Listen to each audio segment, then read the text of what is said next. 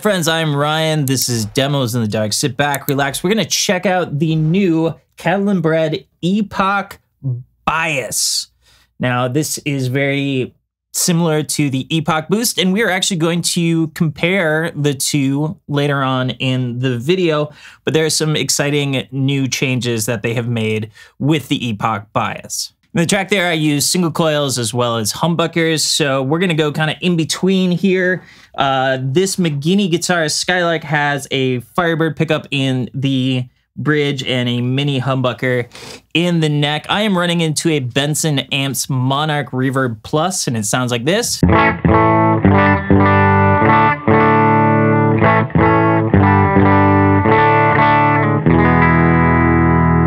Now there is a little bit of hair on there, just a tiny bit of hair, and that's because that's where this sounds best. It's not, to my ears, it's not really the greatest thing to be running into a pristine, clean amp.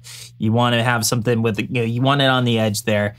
And the Benson is actually only on 4, but with some humbuckers, you can get a little bit of junk. I used it all over on all of the guitars on that track, the cleaner stuff and the heavier stuff. And that was the polished part. We are now in the not polished part. When I go in to try out gear, I don't come in with a battery of licks and riffs. I find endless soloing to be a distraction, so I just play really simple stuff. I turn knobs and I listen to what the pedal is doing, and that's what we're gonna do here tonight. All right, so let's take a look at the knobs here. So up top we have a preamp knob, and this is kind of like a volume knob, but also very not. It's like a volume knob in the fact that if you turn it all the way down, you will get no volume, and it acts like a volume knob all the way up until about noon. But then after that, you start getting some different harmonic frequencies and things like that. The loudest part of it is actually around the 2 o'clock range, somewhere around there. The boost here is to add some extra volume, extra gain to the circuit. The stock EP3 is actually all the way down. So this really kind of gives you the opportunity to dial in some more gain than the EP3 had to offer. All right, then we got the new thing here. We have the bias control. So the original EP3 pre-circuit had a fixed gain and volume, and it was dependent on one resistor value in the circuit. So because of parts tolerances and stuff like that, you could get one that sounded totally different than the next one that came off the line. And basically what the bias does is kind of allows you to dial in a very specific EP3. Like if you had one and you just, and it's gone and you just want to get that sound, that exact sound that you had, this would be probably the best way to do that. And then below that, we have the filter control. There is, it's a nice high cut on there if you want to tame the upper stuff a little bit. So we got everything pretty well nooned out here. I'm just gonna run through a couple of different sounds, running direct into the Benson Amps Monarch Reverb Plus, which sounds again like this.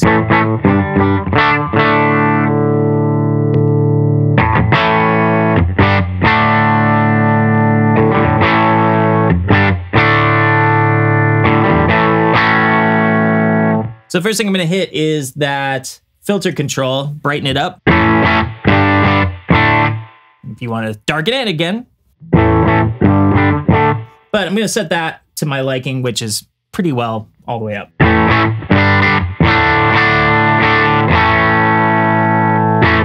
And then we're going to adjust the preamp here to its highest point. If you go beyond that, there's really less harmonic content. It's all kind of right in here.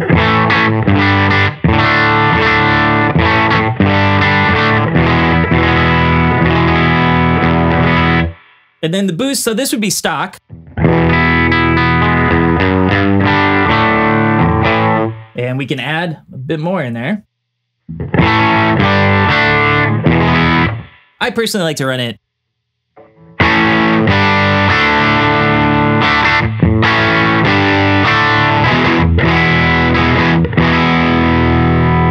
dial dial it back just a little bit. And then we have the bias control. So you can think about running it like either hot or cold. So if you run it all the way to the left, it's pretty cold.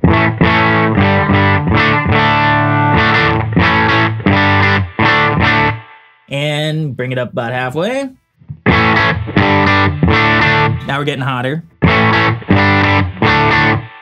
Go all the way hot with it.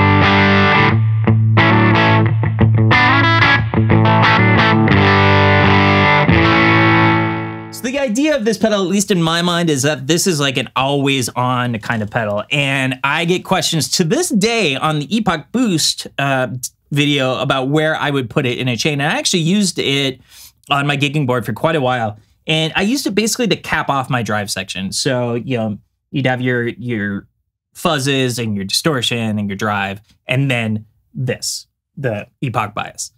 And then after that, you would have your delay and modulation and stuff like that. I know a lot of people ran it at the very end of their board, so every single thing is running through it. So essentially, this is your bass sound. Now, if you take something like a Paul Cochran Tim, which is the overdrive pedal that I use the most, some people complain that it's a little on the bright side. It can be a little shrill. I run a very dark setup, so that actually works for me. But by itself,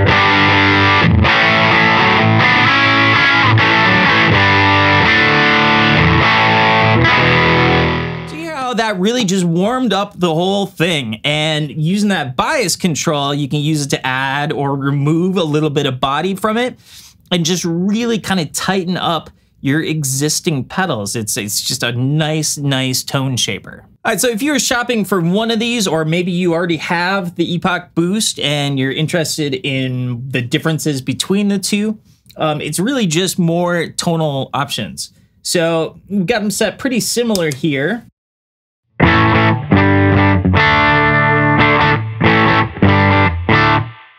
And